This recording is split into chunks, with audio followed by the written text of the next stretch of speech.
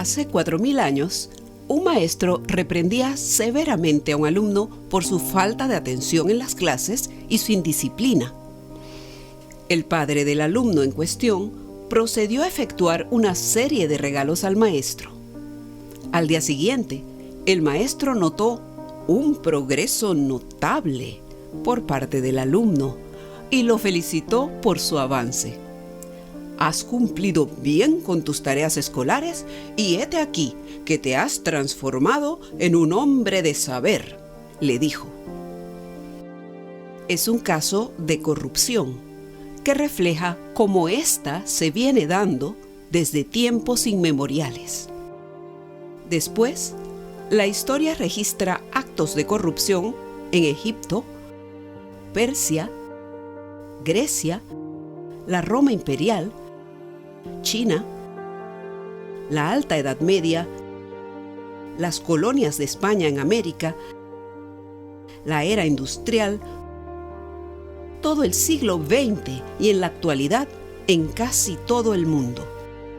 La corrupción ha sido estudiada desde la antropología cultural y la antropología política, sin adoptar una perspectiva moralista. Es decir, ambas disciplinas intentan ver el comportamiento corrupto como un fenómeno cultural, sin excusarlo, pero todos coincidimos en que es además un fenómeno criminal. En la historia, la corrupción fue principalmente patrimonialista, es decir, el gobernante no distinguía entre patrimonio personal y público, pero con el devenir de la democracia, el ejercicio del poder responde ante la nación y ante el pueblo, señalando la complicidad que existe entre autoridades públicas y empresas privadas, ya sean nacionales o extranjeras, que usan información privilegiada, sobornos, caciquismo y compadrazgo para cometer delitos y otros crímenes como el narcotráfico, el lavado de dinero y la prostitución. Simón Bolívar, mientras luchaba en la Guerra de Independencia contra España, firmó un decreto que establecía la pena de muerte para todo funcionario público culpable de robar 10 pesos o más, debiendo también ser ajusticiados los jueces que no cumplieran con el decreto. La corrupción afecta todas las formas de democracia como esencia de las relaciones humanas. Los gobernantes corruptos no cumplen su parte del pacto ético que los llevó al poder, ya que sus mandatos deben satisfacer intereses particulares de grupo o de delincuentes. La psicología no tiene una explicación clara sobre las motivaciones del comportamiento corrupto. Se sabe que la corrupción podría provenir de la influencia psicológica del poder, la facilidad del beneficio personal, la ausencia ética para el autocontrol, la aversión al empobrecimiento, la aceptación del riesgo y, por supuesto, una propensión a actuar de manera corrupta. Es obvio que son más propensos a la corrupción los individuos con algún grado de poder, aquellos que no tienen controles, los que carecen de principios éticos, con ambición de dinero, etc. Y, por supuesto, aquellos que piensan en lograr otras gratificaciones como el reconocimiento por la posición y también la incertidumbre del futuro. Se requieren más estudios sobre cómo, cuándo y qué hace que la corrupción sea más o menos probable. Los efectos psicológicos de la corrupción en los individuos y también me parece que hay que divulgar los casos de las élites políticas. La democracia, afectada por la corrupción, desilusiona al ciudadano que adopta conductas apáticas e indiferentes. La corrupción termina contaminando todas las decisiones políticas, los planes de desarrollo social, la cultura y hasta las creencias religiosas. Los corruptos terminan teniendo más influencia en la cosa pública que los ciudadanos honestos. La indiferencia que produce la corrupción hace que los ciudadanos renuncien a su compromiso de controlar y vigilar las actuaciones de los gobernantes. Y un ciudadano indiferente es el mejor abono para la corrupción. Nuestra primera herramienta para hacerle frente a los volúmenes de refrendo y trámites en la Contraloría, enfrentando los temas de corrupción, se desarrolla a través del sistema de correspondencia que es el SICO.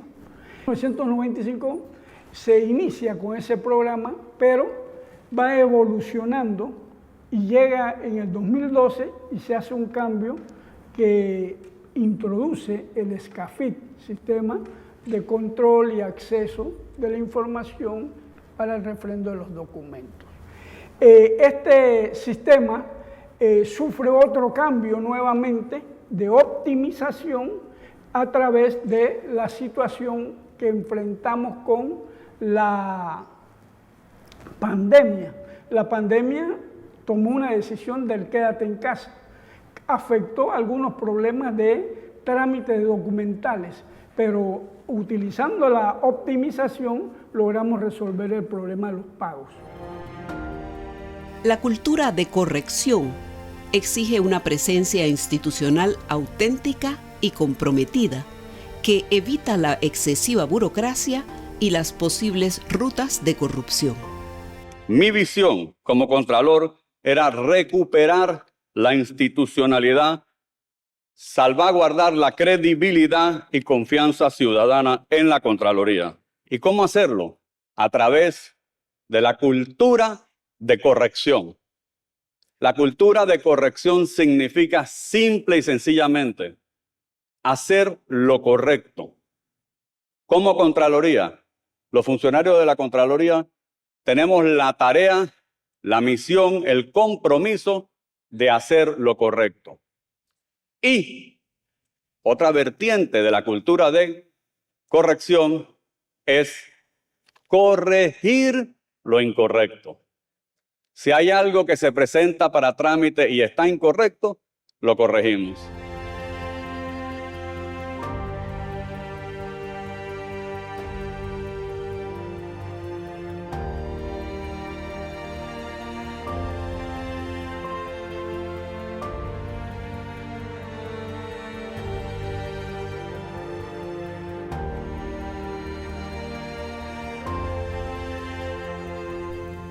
Un acto repetido diariamente se convierte en un comportamiento y imitado, se convierte en una tradición o en una costumbre que da origen a una cultura.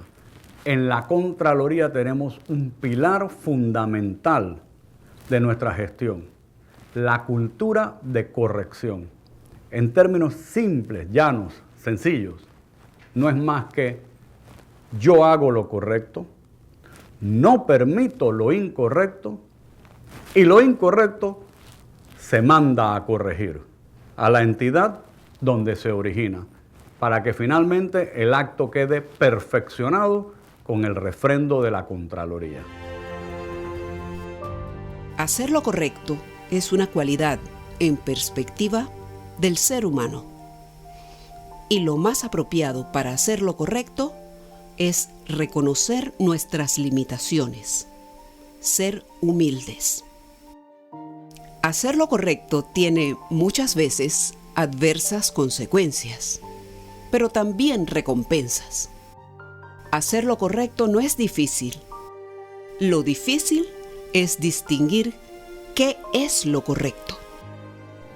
Mientras valoremos al ser humano por lo que tiene y no por lo que es, habrá corrupción. Entre tanto, tenemos que poner controles.